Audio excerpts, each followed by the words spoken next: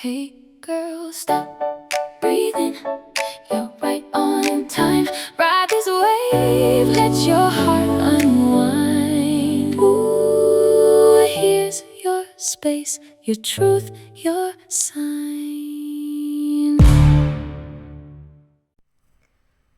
Welcome, everyone, to Conscious Rebel, where the revolution starts in the heart. I am Cathy Lee Taylor. I want to start with something really transparent today. You know, that kind of exhaustion that lives in your body, that sleep doesn't even touch. The kind where you wake up after 8 hours and your first thought is, why do I still freaking feel tired? What happened to that feeling of being rested? Today I'm going to talk about where that type of malaise actually comes from. So stick around because I promise you, it's not what you think. Let's start here. Most women I know have a thorny relationship with the word strong. It might have been given to you as a compliment, as in, she's so strong. She holds everything together. I don't know how she does it. Does that sound familiar? And did you accept it without even questioning? For me, I built a life around the belief that I was strong until I wasn't. And here's the thing that nobody talks about. That kind of strength where we are encouraged to embody comes with a huge cost accumulated over the decades. Because it shows up, as I described in our open above, as a bone-deep tiredness that rest can't fix. A vague sense of disconnection that you can't quite really name. Maybe you feel quiet grief for a version of your life you haven't fully lived.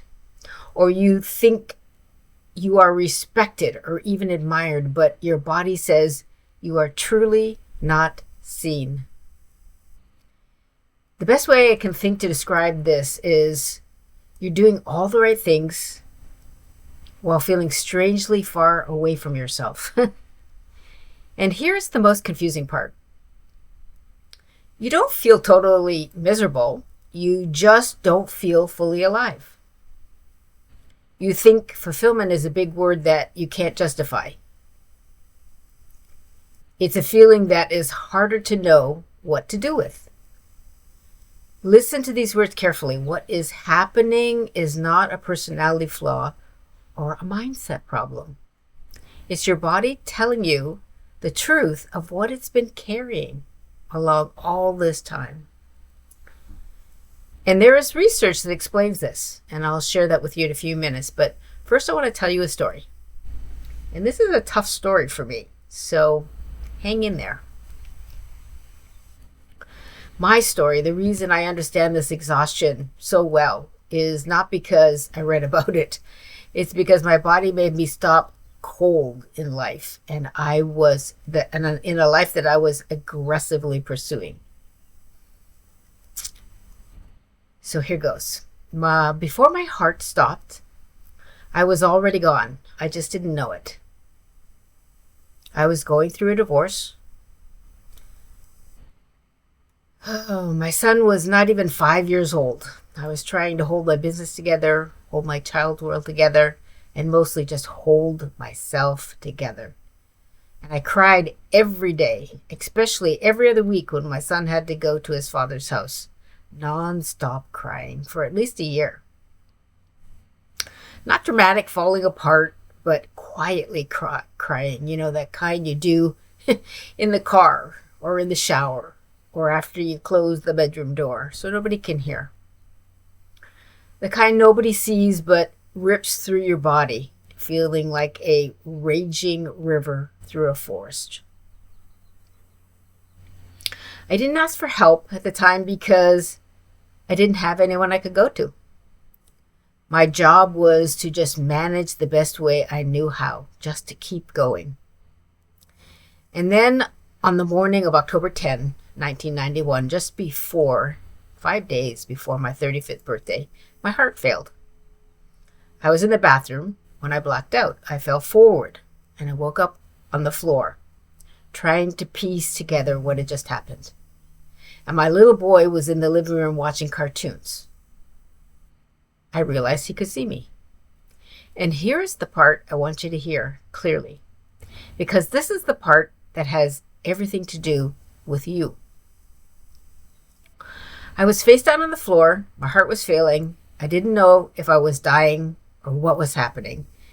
And what I was most conscious of, first and foremost conscious of, was that I had to try not to scare my son.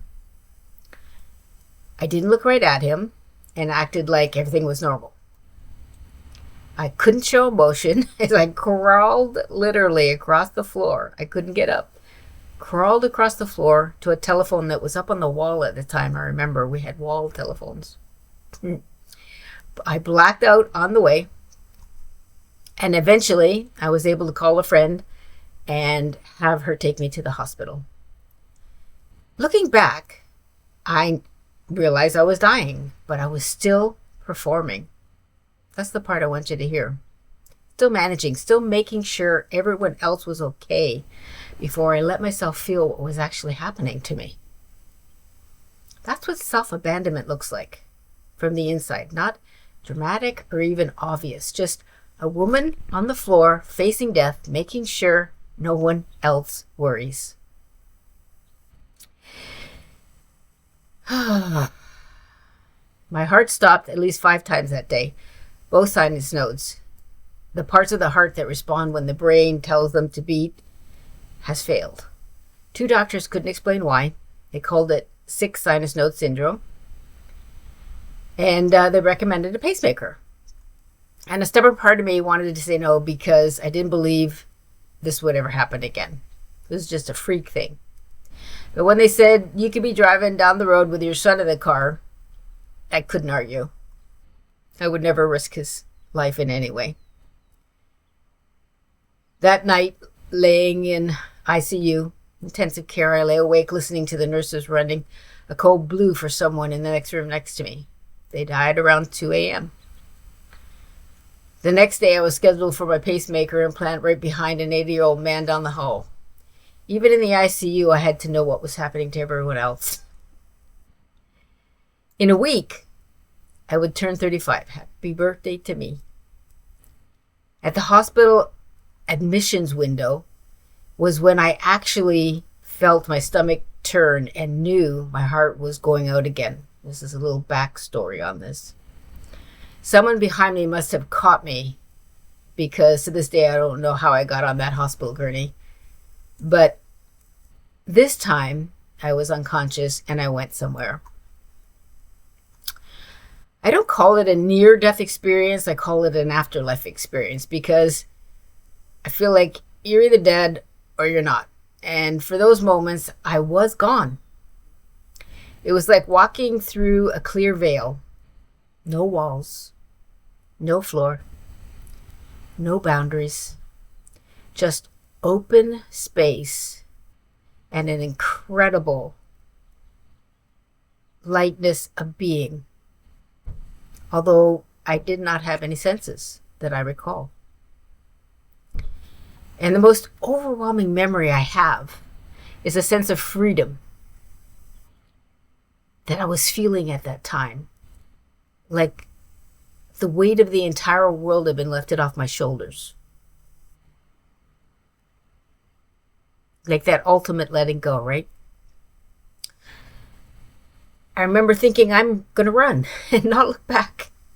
Can't really run when you don't have a body, but these are the words that I can remember, the feelings, the ideas that I can remember.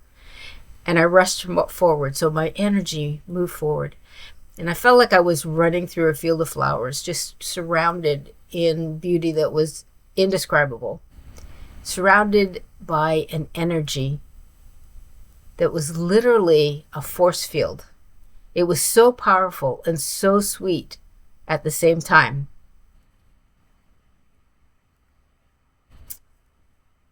I didn't have a body to try to contain it in, so it was just somehow in my awareness.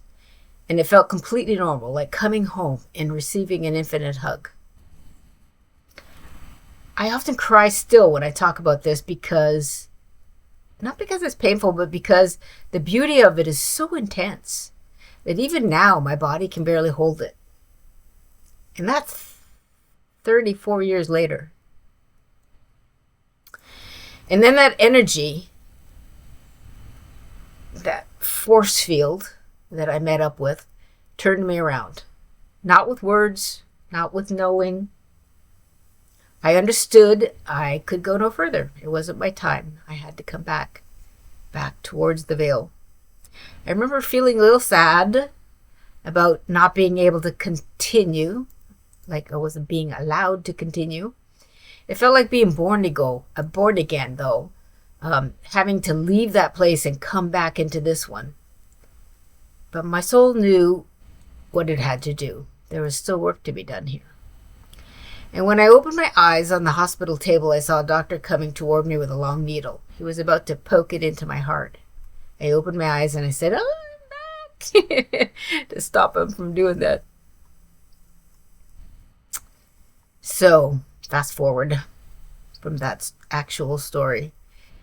The months after my NDE were brutal. The pacemaker caused a blood clot in my superior vena cava, the main artery in your heart. My head swelled to twice its normal size. One doctor misdiagnosed me with lupus. I spent weeks believing I was going to die again. Weeks, probably more like months.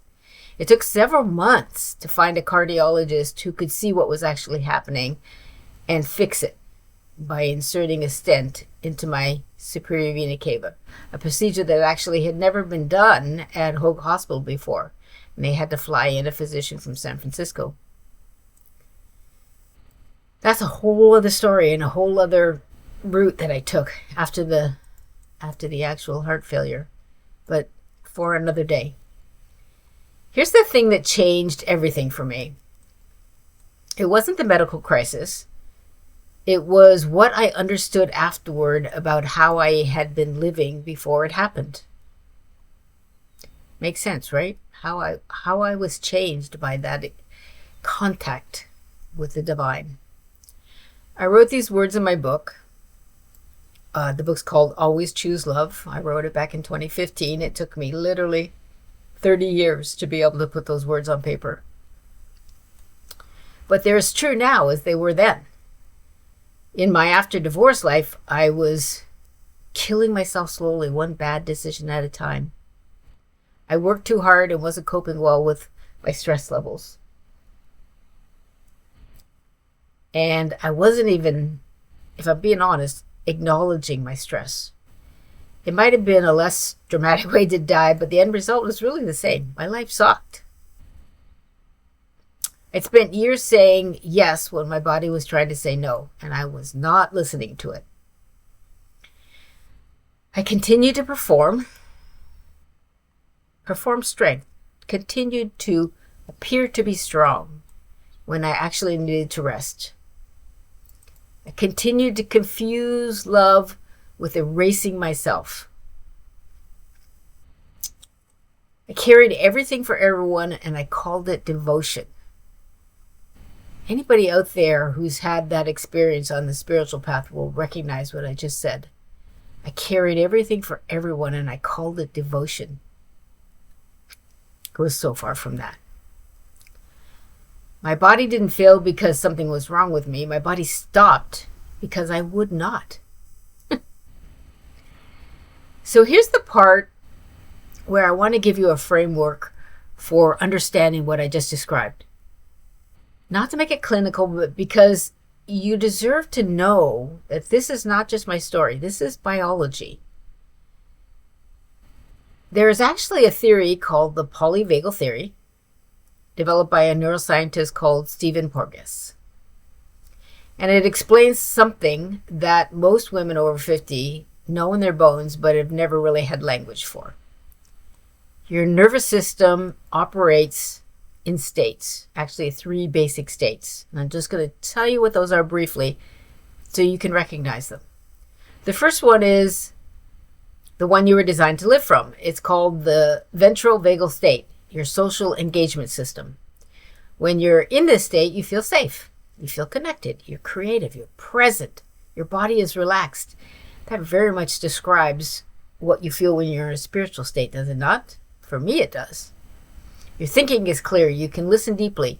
You can respond thoughtfully, and you can love freely. You feel safe. The heart, this is where the heart leads you. So, whenever I would say to people, just, move into your heart. This is the space that I'm talking about. This is the space that I experienced on a much higher dynamic level. The second state is what happens when your nervous system senses a threat. It's called the sympathetic activation. That's your fight or flight. Everybody's heard that term, fight or flight. Your heart rate goes up, your muscles tighten, you become vigilant, reactive, and you're always scanning for danger. This state was designed to save your life in an emergency. And then turn off. But for most of us, it does not get turned off. For me, I lived in this state for years. The third state is shutdown, and that's dorsal vagal. When the threat is too much, your system collapses. This is the freeze part. You go unconscious, your system collapses, you go numb, you disconnect. You feel like you are watching your life from slightly outside of it. So here's why me describing these states matters for you and for me. Most women over 50 have spent so long in that second state. When I just described it, I said I spent a lot of time in, probably most of my life, I think. Most women have spent so much time in that low-grade fight or flight that they don't even recognize it anymore as being uncomfortable. It's so familiar. It doesn't feel like panic. It actually, we think about it as responsibility, right? We're taking on our responsibilities. Part of that is stressful. It feels like being the reliable one. It feels like just another Monday. But in your body, your jaw is clenched. Is it clenched right now? You probably don't notice it until maybe I said it. Your shoulders are closer to your ears than they need to be. Your breath is shallow, up in your chest instead of deep in your belly. You haven't taken a real full breath without being told to in so long you can't even remember. And every time you go through a YouTube exercise or a meditation teacher tells you to do a pranayama, you think, why haven't I done this every day? Why don't I do this like all the time? That's your nervous system standing guard over you, over your life. And a lot of times it's not even needed. It's running on automatic and costing your body a lot. There's an institute called the HeartMath Institute that has studied this particular concern for over 30 years. And their research shows that chronic stress reduces heart rate variability, which is a measure of how flexibly your heart responds to life. Your heart rate variability, if it's low, your emotional regulation decreases. Your cognitive function narrows. And your body ages faster. Not because you're weak, but because you've been running a protection program for decades. And your system is exhausted. So here's what I want you to take from this. My invitation is not to try harder. It's not to think your way out of all of this. It's not to add one more thing on your to-do list. Please don't do that. The invitation is to regulate first. You cannot lead from your heart while your nervous system is running a threat program. You cannot feel what is true while your body is bracing for what might go wrong. Safety comes first. Not safety from the world, safety inside your body. Because that's where everything begins.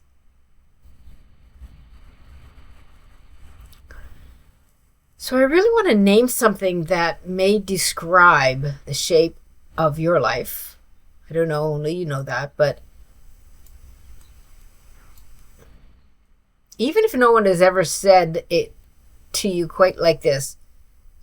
Just listen and see if it applies. Some of us have spent the first part of our lives diving into everything. Let's make a list. Relationships, careers, causes, beliefs, learning through trial and error. Oh my God, that was me over and over and over again, getting burned. And we weren't reckless. We were freaking thorough. And we learned by contact, and it cost us a lot. Marriages that didn't survive, careers that used us up, and trust that was broken along the way. And then somewhere around 30 or so, something shifted. We pulled back, not because we gave up, but because something in us needed to observe what was going on, to make sense of what actually works in this real world. Not what sounds good, but what holds us up. If that describes your life, if you spent years in the fire and then years on the rooftop watching, integrating, quietly becoming someone you hadn't met yet, you're not detached. You're not avoidant. You were in training for the perfect time, which is right now. And now someone is asking you to come back down and ground yourself. Embodiment is so important at this stage of our life. Not to chaos in the old patterns, but to a new life of being as an embodied body soul, an embodied soul.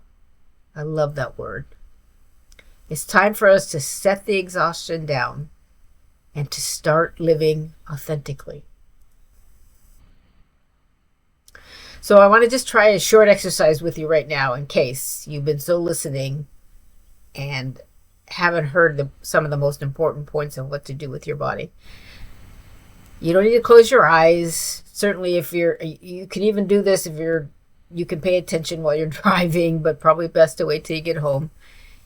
You just want to be in a comfortable, relaxed position. And just bring attention to your jaw. First off, is it tight? Is it clenched? Just notice, wiggle it back and forth. If it makes you yawn, it was probably too tense. Now let it soften, just a fraction. Don't do anything dramatic, just let it be a little less held. Now pay attention to your shoulders. Where are they? Are they lifted up around your ears? Are you brave? I like to tap like daily, 40, 50 times on each side individually. And just pay attention to how that part of my body feels. It will relax. When you give it attention, it will relax, and you can, move your hand down your arms and relax those at the same time. It's actually a Tai Chi move that works really well. Now pay attention to your stomach. The place where you hold everything in and you say, I'm fine, but most of the time, a lot of the time, it isn't true for you. You're not okay. You're not fine. You swallow the truth. Or maybe you still have the habit of every time you eat, you consume your own anxiety. Just place your awareness there gently. Your tummy is a place we will talk about a lot in the future, and how to learn to listen to it and allow it to bring you back to good health. But I want you to remember, your body is keeping score. I know you've heard that term many times. There was a book written with that title pretty recently. And it is true, your body keeps score. And we need to listen to what that score is and in what time period it is living. If it's not in the present moment, then we're going to learn how to upgrade. So, maybe decades of years you haven't known what your body's been trying to tell you. It's okay. We're going to talk about it. We're going to figure it out together. Right now, just know you don't have to carry any of this with you. Just let your body speak to you. See what it has to say. I want you to just carry one thing this week, and that is, notice when you say, I'm fine. but you haven't actually checked if you are or not. And just take that extra step. When somebody asks you how you are and you're about to say, I'm fine, check in first. Ask your body how it's doing. It happens so fast when someone, asks you how you are, the words come right out of your mouth, right? You haven't even consulted. I'm all good here. Try not doing that this week. Try just paying attention. When they ask you that, how are you? Use it as a trigger to ask yourself, how am I? Really? And wait for the real answer.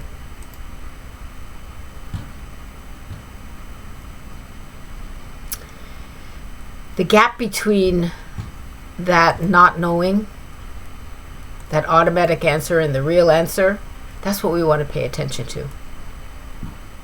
You don't have to change anything. You don't have to tell people the truth when you're not ready. I'm not saying that. You just have to notice the gap. Because that gap, that tiny space between the performance and the truth, that's where your return begins. Your return to the truth begins. I invite you to return.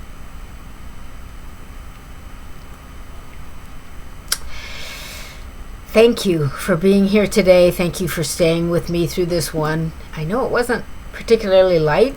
It was hard for me to write, but it was definitely true. In our next episode, we're going to talk about what happens when fear is still present, but no longer the one making your decisions. Sounds like a good upgrade. Until then, be easy with yourself. Your body already knows the way home. And welcome to being a conscious rebel. See you next week. If something settled in you as you listened, that's enough. You don't need to do anything with it. Just let it land. Until next time, I see you. Be fearless. Be authentic. Be the rebel you are.